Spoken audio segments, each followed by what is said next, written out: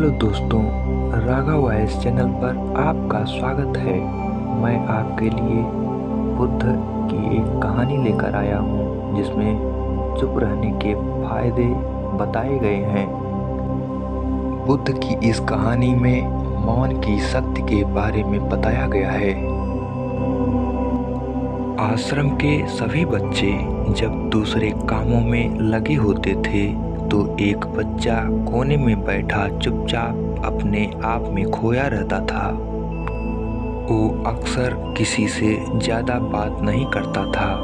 आश्रम की सभी जिम्मेदारियां पूरी करने के बाद जहां सभी बच्चे पूरे दिन की घटनाओं की चर्चा करने लगते हैं, वहीं पर वो शांत रहने वाला बच्चा एक बरगद के पेड़ के नीचे बैठकर ध्यान करने लगता। सभी बच्चों को आश्चर्य होता था क्योंकि उसका कोई दोस्त नहीं था। वो अक्सर आश्रम में अकेला ही घूमता रहता था। ये देखकर उसके गुरु को बड़ी प्रसन्नता होती थी। उसे लगता था कि कोई तो है आश्रम में जो मौन यानी कि चुप रहने की ताकत को समझता है, उसके महत्व को समझता है। आश्रम के बारे में जब भी कोई जरूरी निर्णय लेना होता, उसकी राय जरूर लिया करते थे। लेकिन यही बात गुरुजी के एक शिष्य को बड़ी खटकती थी क्योंकि वो गुरुजी का प्रिय शिष्य बनना चाहता था। इसीलिए वो गुरुजी के सामने दूसरे बच्चों के कामों में कुछ न कुछ कमियां निकालता रहता था, जिससे गुरुजी उसे महान समझने लग जाए। अक्सर वो अपनी जिम्मेदारियां पूरी तरह से निभाने का दिखावा भी करता, चाहे उससे कोई सलाह ना भी मांगे। लेकिन फिर भी वो उन्हें अपनी सलाह देता रहता था। वो बहुत ही बातूनी शिष्य था और आश्रम के दूसरे सभी बच्चों में बहुत प्रसिद्ध भी था क्योंकि वो सबसे हंसी मजाक करता रहता था, उनसे दिन भर बातें करता रहता था। इसीलिए उसकी सबसे दोस्ती हो गई थी। लेकिन जब आश्रम के गुरु उसकी राय ना लेकर दूसरे बच्चे की राय लेते थे तो ये बात उसे बड़ी खटकती थी। उसे ये लगता था कि वो उस दूसरे बच्चे से ज़्यादा बुद्धिमान है। लेकिन गुरुजी फिर भी उसकी तरफदारी करते हैं। ऐसा नहीं था कि गुरुजी को बातूनी शिष्य के स्वभाव के बारे में पता नहीं था, लेकिन गुरुजी उसे अपने तरीके से सीख देना चाहते थे ताकि उसकी ज़्यादा बोलने की आदत, दिखावा करने की आदत, दूसरों में कमियां निकालने की आदत हमेशा हमेशा के लिए खत्म हो जाए और वो मौन रहकर ध्यान की गहराइयों को छुपाएं। असल में हर सच्चे गुरु की यही इच्छा होती है। वो किसी तरीके से उस बातूनी शिष्य को एहसास कराना चाहते थे कि चुप रहने से ही उसे असीम सत्य को जाना जा सकता है। उस विराट का एहसास चुप होकर ही किया जा सकता है। एक दिन गुरुजी को एक तरीका सूझा। उन्होंने आश्रम के सभी बच्चों को अपने पास बुलाया और कहा कि मैं तुम सभी को दो दो हिस्सों में बांटकर अलग अलग गांव में भिक्षा मांगने के लिए भेज रहा हूँ, और जो भी दो बच्चे सबसे ज़्यादा भिक्षा मांगकर लाएंगे उन दोनों को आश्रम की सभी जिम्मेदारियां निभाने का मौका दिया जाएगा। अपनी बात जारी रखते हुए गुरुजी ने बताया कि भिक्षा मांगने से हमारा अहंकार खत्म होता है। इसीलिए हर शिष्य पूरे मन से भिक्षा मांगे। कोई भी इस काम को औपचारिकता में ना ले, वरना तो वो अपने जीवन का बहुत बड़ा ज्ञान खो देगा। आश्रम के गुरुजी ने जानबूझकर बातूनी शिष्य और चुप रहने वाले शिष्य को जोड़ी बना दी। बातूनी शिष्य के मन में सिर्फ एक ही बात चल रही थी कि इस बार उसे मौका मिला है और इस बार वो गुरुजी को दिखा देगा कि वो चुप रहने वाले शिष्य से कितना ज़्यादा प्रतिभावान है। दोनों शिष्यों ने आपस में अपनी सहमति से निर्णय लिया कि दोनों गांव के अलग अलग जगह से भिक्षा मांगना शुरू करेंगे ताकि भिक्षा मांगने का काम जल्दी खत्म किया जा सके। चुप रहने वाला शिष्य हर द्वार पर जाकर अपने हाथ जोड़कर अपना भिक्षा का पात्र उनके सामने कर देता। उसके चेहरे पर एक सादगी और उसकी आंखों में एक एकांत होता था, जिससे भिक्षा देने वाले उसे भिक्षा देकर अपने आप को अनुग्रही समझते थे। वहीं पर दूसरा बातूनी शिष्य हर द्वार पर जाकर उनको कुछ न कुछ ज्ञान देने लगता था, जिससे ज़्यादातर लोग उसे भिक्षा दिए ही लौटा देते थे। पूरे गांव में भिक्षा मांगकर जब दोनों गांव के बीचों बीच में मिले तो बातूनी शिष्य ने देखा कि चुप रहने वाले शिष्य के पास उससे दुगनी भिक्षा थी। ये देखकर उसे मन ही मन बहुत ठेस पहुंचा। लेकिन जब वो दोनों भिक्षा का सामान लेकर आश्रम की तरफ जा रहे थे तब बातूनी शिष्य को एक चालाकी सूझी। उसने चुप रहने वाले शिष्य से कहा कि हमें अपनी भिक्षा एक ही थैले में डाल लेनी चाहिए। गुरुजी ने हम दोनों को एक साथ भिक्षा लाने के लिए कहा था। चुप रहने वाले शिष्य ने बिना कुछ बोले अपनी सारी भिक्षा उसके थैले में डाल दी।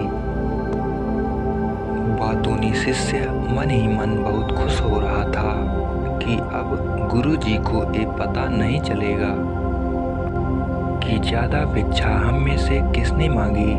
उसे लग रहा था कि गुरुजी मुझे इससे कम प्रतिभावान समझेंगे, इसीलिए उसने एक तरकीब लगाई। सभी शिष्यों के आने के बाद संध्या के समय जब सभी की भिक्षा तौली गई तो इन दोनों शिष्यों की भिक्षा सबसे ज़्यादा निकली। गुरुजी ने इन दोनों का अभिवादन करते हुए आश्रम के सभी बच्चों के सामने उनकी पीठ थपथपाते हुए उन्हें मुबारकबाद दी और कहा कि मैं आश्रम का कार्यभार तुम दोनों को नहीं सौंप सकता। इससे आपसी मतभेद होने का खतरा रहता है, इसीलिए तुम दोनों में से जो ज़्यादा भिक्षा लेकर आया है आश्रम की जिम्मेदारी उसे ही सौंपी जाएगी।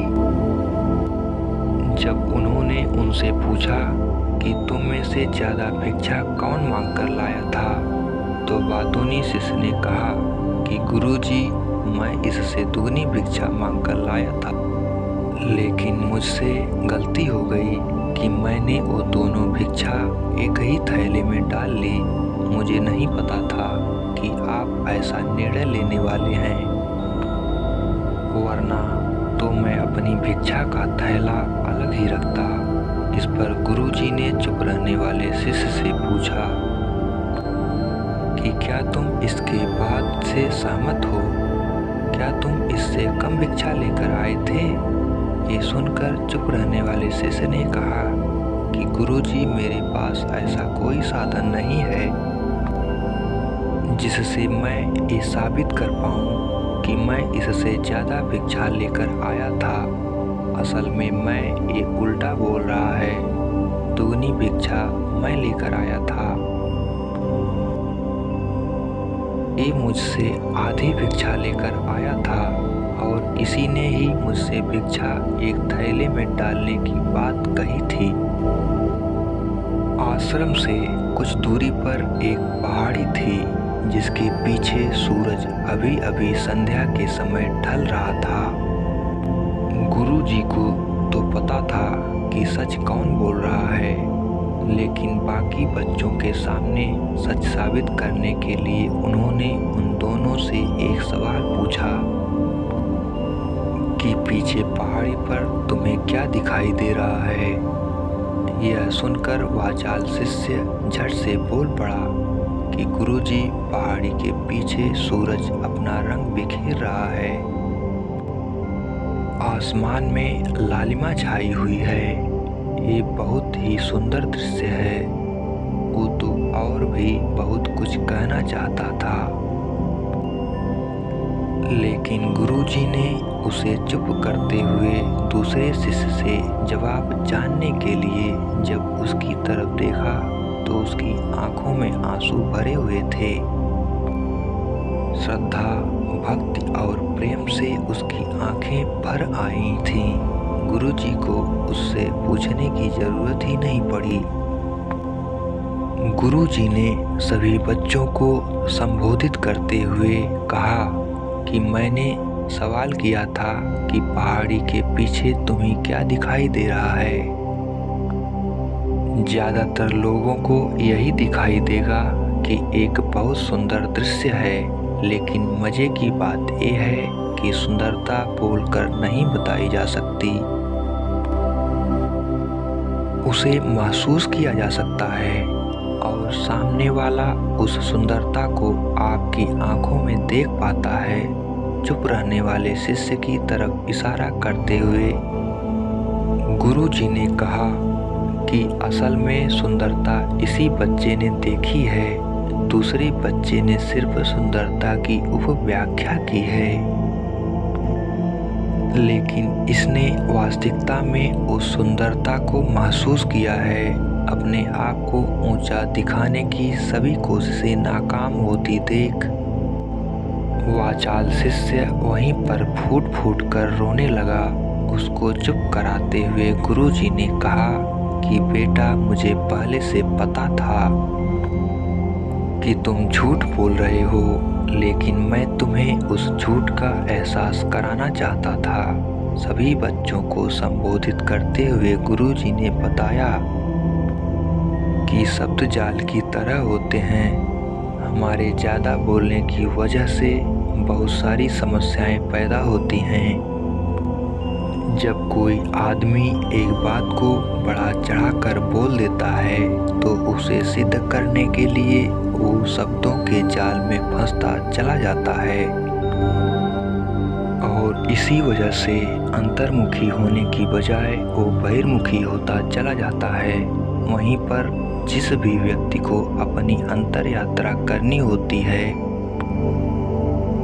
उसे सबसे पहले चुप रहना सीखना होता है। ज़रूरत से ज़्यादा बोलना या फिर हर वक्त बोलते, ये सब हमारी अंतर यात्रा में बाधा बन जाती हैं। जब आप चुप रहने का अभ्यास करते हैं तो आप अपने साथ वक्त बिताने लगते हैं, जिससे कि आप अपने एकांत को जान पाते हैं। और एक बार अगर मन में एकांत स्थापित हो जाए तो आपकी आंखों में, आपके चेहरे पर वो सादगी, वो एकांत, वो स्पष्टता की झलक सब कुछ सामने नजर आने लगता है। कुछ साबित करने को नहीं रह जाता, कुछ बताने को नहीं रह जाता, सब कुछ आंखों में देखा जा सकता है। चुप रहने वाले शिष्य की तरफ इशारा करते हुए गुरुजी ने कहा कि अभी जो दृश्य है इस बच्चे ने देखा, वो ज़्यादा बोलने वाला आदमी कभी नहीं देख पाएगा। वो अपनी बुद्धि से तर्क वितर्क करता रहेगा कि उसे क्या क्या दिखाई दे रहा है, लेकिन उसमें से वो महसूस कुछ भी नहीं कर पाएगा। उसे दिखाई दे जाएंगे पहाड़, सूरज या फिर उसकी लालिमा, लेकिन उस सुंदरता को, उस विराट को, उस अद्वैत को वो कभी नहीं देख पाएगा। अगर चुप रहने की कला सीखनी है तो तुम्हें सबसे पहले एक बात ध्यान रखनी होगी कि तुम्हें किसी को भी प्रभावित करने की कोशिश नहीं करनी है। ज़्यादातर लोग इसी वजह से ज़्यादा बोलते हैं क्योंकि वो दूसरों को प्रभावित करना चाहते हैं।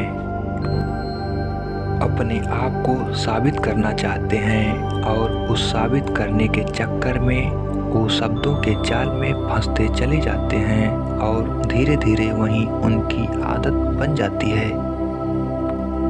अगर कोई व्यक्ति दूसरों को प्रभावित करना चाहता है तो वो कितने लोगों को प्रभावित कर पाएगा, उसकी ये भूख बढ़ती जाएगी और वहीं संसार में सभी को कभी भी प्रभावित नहीं कर पाएगा। इसलिए यह समझने की बात होती है कि बहिर्मुखी होने की बजाय हम अंतर्मुखी होकर अपने आप को समझ सकते हैं। अपनी बातों को खत्म करते हुए गुरुजी ने अपना आखिरी संदेश दिया। उन्होंने बताया कि अगर कोई व्यक्ति ज़्यादा समय तक चुप नहीं रह सकता तो उसे थोड़े समय से अभ्यास करना चाहिए। निश्चित संकल्प लेकर किसी व्रत की भांति दिन में कुछ समय या फिर हफ्ते में कुछ समय या फिर एक दिन चुप रहने का अभ्यास जरूर किया जाना चाहिए। इससे हमारी चुप रहने की आदत धीरे धीरे खुद ब खुद पनपने लगती है, क्योंकि एक बार जब हम चुप रहने लगते हैं तो हमें चुप रहने का आनंद पता चल जाता है। उसके बाद हमें प्रयास नहीं करना पड़ता, बल्कि हमारा मन आनंद की तरफ अपने आप बढ़ता चला जाता है। चुप रहने की कला सीखने के बाद आपकी बुद्धिमानी और आपकी स्पष्टता दोनों में बहुत ज़्यादा फायदा होगा। वास्तविकता में जिसे दर्शन कहते हैं वो मौन रहकर ही किया जा सकता है। इसके बाद सभी बच्चों से कुछ समय चुप रहने का संकल्प लेकर गुरुजी ने अपनी बात खत्म कर दी और सभी बच्चे रात्रि का भोजन करने के लिए एक साथ भोजन कक्ष में पहुंच गए। तो दोस्तों, कैसी लगी ये कहानी आपको कमेंट सेक्शन में ज़रूर बताना। तो मिलते हैं किसी अगली कहानी में, तब तक के लिए अपना ख्याल रखें। आपका दिन शुभ हो।